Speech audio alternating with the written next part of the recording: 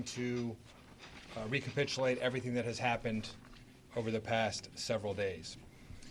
The biggest news right now is the NTSB has finished their work on site and either has left or they'll be leaving Philadelphia shortly.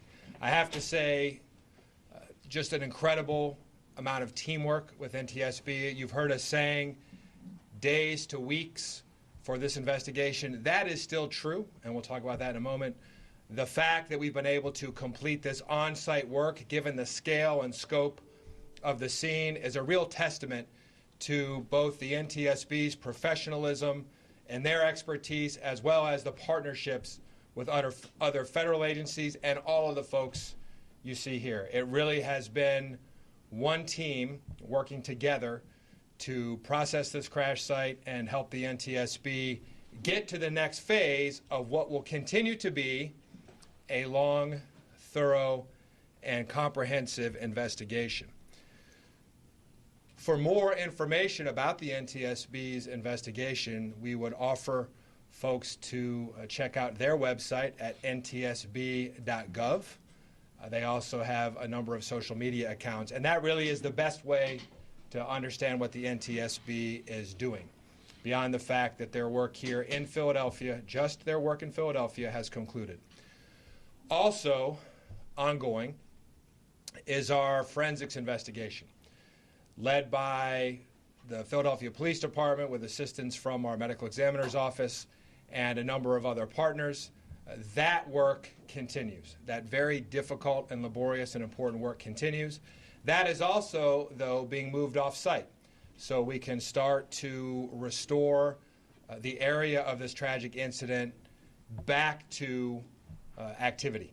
I won't say normalcy, because that is going to take much longer, but certainly allowing regular activities to take place throughout that area. So that's really a big deal that we've been able to move that forensic investigation off-site and that NTSB is done here on the scene. So now we are at the point, really, we've been doing some of this as we've gone along, as we've had areas across this very large scene made ready for cleaning. Now we will have crews from a number of city agencies continuing to work overnight, from our streets department, our clean and green team, CLIP, a number of others, PennDOT, streets, on and on and on. We'll be working literally through the night to clean the streets, to ensure that we have done thorough damage assessment on all of the infrastructure, and all that infrastructure is currently operating. You've heard us say that before. So we really want to make sure that we're going to be able to, as daylight comes, hopefully start to get everybody back into that area. We don't necessarily anticipate that with first light we'll have all the businesses open. Hopefully that will happen at some time tomorrow, although that is still going to be a very dynamic process. We know that we still have residences and properties that have been damaged that folks are not going to be able to go back to. And hopefully most of the residences that are undamaged or that have been cleared for reoccupancy will be able to be reoccupied soon. Still want to say this is a controlled area, so if you are not a resident or a business or with a resident or working for a business, we really just want you to stay away from this area. We are going to continue to work around the clock, and by I say we, I really mean these folks and their teams that are down there on the ground are going to work around the clock to get everything restored. We're not quite there yet. We're getting closer and closer, much faster than we ever thought possible, thanks to the incredible teamwork across all of our interagency and intergovernmental, and frankly, our private sector and not-for-profit partnerships. Our L&I Emergency Services team, with assistance from the Fire Department, our Urban Search and Rescue Task Force, PPD's Community Outreach teams, our Department of Commerce teams, everybody has been in that area, continuing to go through the area, checking the structural integrity of all the properties, businesses, residences, etc., and they are continuing to secure and seal properties that are damaged. So that work also continues. We are working hard and going to continue to work hard so we can get things restored, and that will be very soon. I'm going to ask Director Morales, OEM Director Morales, to talk about the shelter status, the status of our shelter at Fells High School. And most importantly, I want to make sure that everybody knows about our community town hall that will take place Wednesday, tomorrow, February 5th at 7 p.m. at Souls Cone Elementary School. That's 7001 Horrocks Street in Philadelphia. There, the Parker administration will provide more information about the crash to residents, along with links to services and outreach tables for what folks might need in that area as we try to bring it back. And I know we will bring it back because we know this is a strong and resilient city. We know that our Northeast is strong and resilient as well. This is still going to be a long process. Director Morales, a brief note about the shelter status. Thank you, Managing Director. Just one brief update and then one reminder. Working with our partners at the American Red Cross and the School District of Philadelphia and the Salvation Army, we're glad to announce that the 2 households that were being served at the Samuel Fells High School are being serviced another way, which allows us to close the shelter as of 6 p.m. tonight.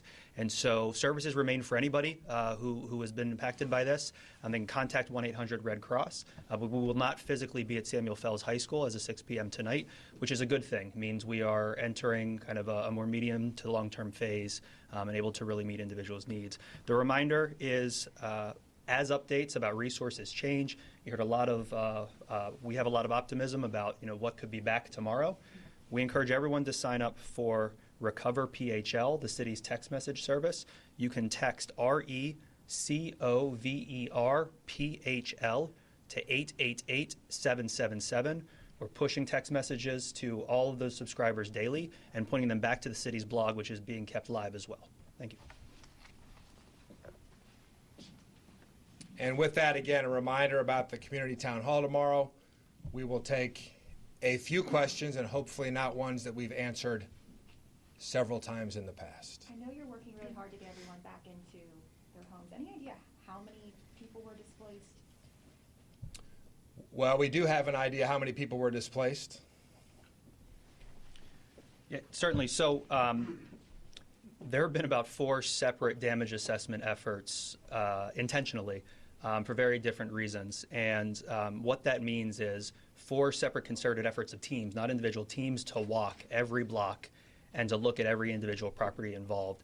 The number of properties that were looked at as a part of kind of that zone was 366.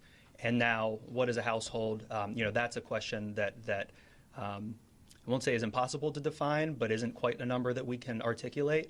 But as far as individual properties that have been a part of this zone for this entire time, about 366 is our universe. Is that residences? It's a mix. And businesses both? Correct. The FOP says some officers were reporting trouble breathing and issues with their eyes who have responded to the scene. Can you discuss that? Is that something the city will help out with? Sean, certainly that, when I responded to the scene on Friday night, it was still a very unstable scene. There was still active fire, multiple active fires. We know there was jet fuel involved. So anybody at that scene who was not wearing protective breathing apparatus could have had that experience. So unfortunately, those are exposures that our first responders experience frequently, and we have a lot of mechanisms in place through our various health plans and other things to ensure that they are taken care of when they have those. So certainly I think our police officers are aware of the processes that they need to follow to make sure that that gets reported and into the workflow so they can be taken care of. And I promise you want to say something about that? Yeah, and that's what we're doing now. So I promise you that our commissioners here take the health and safety of their sisters and brothers very seriously. Also, could you talk about the missing person process after an event like this, and are there any people you're still trying to figure out if they were at the scene in their account? Sean, I feel like that's one of the questions that we've answered a number of times. Yeah, why don't you talk about her? Maybe just an update on I mean, we started, Commissioner Benor have been tracking all the missing persons. There was one young lady that was reported to possibly be on site. We have eliminated that. We have identified and located her.